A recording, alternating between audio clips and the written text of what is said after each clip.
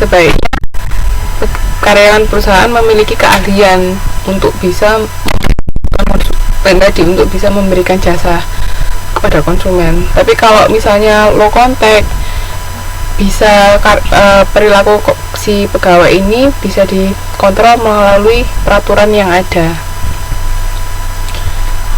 Ya Allah.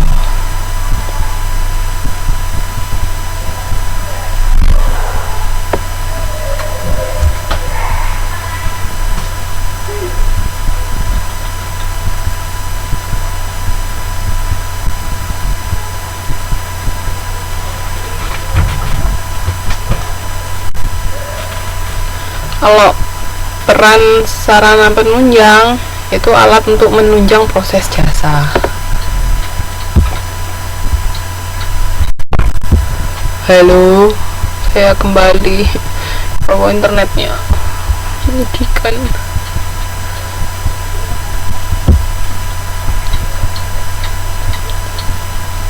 Nah, kalau repositioning, yaitu positioning perusahaan harus terus dievaluasi apakah masih relevan untuk digunakan perusahaan. Kalau misalnya sekiranya sudah nggak cocok dengan image perusahaan, ya lebih baik positioningnya dilakukan kembali, yaitu repositioning, supaya bisa terus sesuai dengan kondisi perusahaan pada saat ini.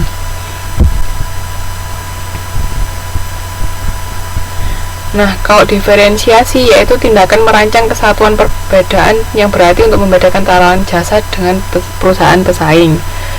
Jadi kalau diferensiasi itu kita melakukan sesuatu yang lebih atau sesuatu yang beda dari pesaing. Misalnya di restoran misalnya sama-sama restoran fast food ya, jual ayam. Nah, tapi di perusahaan kita nggak hanya sekedar menjual ayam, tapi juga menawarkan misalnya selain ayam ada kombinasi ayam sama apa, misalnya ayam sama apa ya yang enak. Misalnya ayamnya nggak hanya ayam goreng, misalnya ayamnya dibikin yang lain. Oke mas, misalnya ayamnya dibikin nggak cuman gorengan tapi dikasih bumbu teriyaki atau apa. Nah, itu kan termasuk diferensiasi produk. Jadi kita menjual suatu produk yang baru kepada konsumen untuk membedakan dengan pesaing. Jadi kita punya keunggulan situ. Terus ini dimensi diferensiasi perusahaan jasa. Itu aspek-aspeknya diukur dari kinerja, keragaman produk, keandalan, kesesuaian, kemampuan pelayanan, estetika, sama kualitas yang dipersepsikan atau perceived quality. Nah, di sini ini kan inti-inti dari jasa, yaitu kinerja perusahaan seperti apa, keragaman produk seperti apa, keandalan seperti apa. Nah, kita bisa menambahnya dari sisi-sisi itu tadi ya.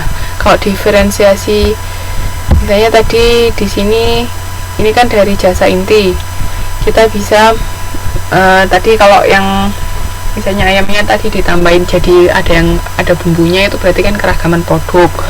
Kalau misalnya kemampuan pelayanan, misalnya pelayanan yang diberikan, kalau misalnya di restoran A si konsumen harus membersihkan bekas makanannya sendiri, sisa makanannya. Tapi kalau misalnya di restoran B, kita diferensiasi pelayanan, yaitu konsumen nggak harus membersihkan makanannya sendiri, tapi ada pelayan yang akan membersihkan meja yang dipakai konsumen, seperti itu. Itu kan diferensiasi pelayanan di situ contohnya. Terus kalau ini tadi, kalau ini lebih spesifik di diferensiasi pelayanan ditawarkan ini konsultasi pelanggan. Misalnya pelanggan memiliki keluhan seperti apa, itu kita memberikan masukan atau kita bisa membantu menyelesaikan keluhan yang dialami pelanggan. Terus memberikan kenyamanan, pemudahan pemeliharaan, sama pelatihan pelanggan. Ini jenis-jenis diferensiasi yang bisa dilakukan oleh perusahaan ya. Intinya kalau diferensiasi itu berarti kita memberikan sesuatu yang baru, sesuatu yang lebih dari yang diberikan oleh konsumen. Kok diberikan konsumen, dari yang diberikan oleh pesaing. Jadi kita mencari sesuatu yang berbeda. Nah, kalau diferensiasi personel itu bisa dilihat dari karakteristik personel atau karakteristik karyawan yang terlatih. Misalnya dari caranya menyapa. Kalau misalnya di hotel A, ketika ketika tamu hotel masuk hotel nggak ada yang nyambut, tapi misalnya di hotel B itu ada pegawai yang membukakan pintu dan memberikan salam dengan wajah yang ramah. Nah, itu termasuk diferensiasi personel seperti itu. Terus cara berkomunikasi juga, misalnya ramah dengan selalu tersenyum, atau ada tindakan-tindakan khusus yang dilakukan yang membedakan dengan perusahaan pesaing seperti itu. Atau dari kostumnya, kostum karyawan beda, itu juga termasuk diferensiasi perusahaan. Terus kalau diferensiasi citra, nah ini ada simbol, media, atmosfer, sama event. Ini hampir mirip sama cara positioning tadi ya. Oke, terus nah sudah, ini kayaknya hari ini nggak usah sama modul 3 deh, modul 2 aja. Ini cuma modul 2 saja. Tugasnya bukan dari PPT ya, tapi nanti saya upload Word filenya.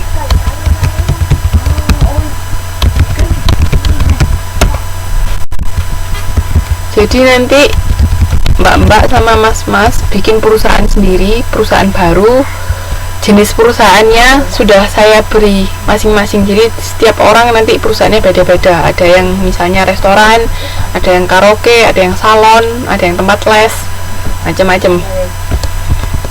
Nah, nanti di situ ada soalnya apa yang harus dimasukkan di tugas itu tadi, tugas 1. Di situ nanti ada sampai bauran pemasaran. Jadi kayaknya minggu depan saya akan terangkan bauran pemasaran dulu. Jadi modul 3 dibaca sendiri ya, bisa enggak? Modul 3 dibaca sendiri, nanti kalau ada yang nggak paham bisa ditanyakan ke saya. Kita diskusikan sebentar minggu depan sebelum saya bahas tentang bauran pemasaran. Jadi dikumpulkan tugasnya sebelum TTM, karena nanti mbak sama mas-mas akan presentasi. Mengumpulkannya 2, yaitu PPT sama Word file. Kalau PPT cuman inti-intinya aja yang akan diterangkan apa. Kalau Word file itu mencakup penjelasan yang lebih detail tentang tugas yang dikerjakan sama mbak-mbak sama mas-mas. Oke, ada yang mau ditanyakan tentang tugasnya?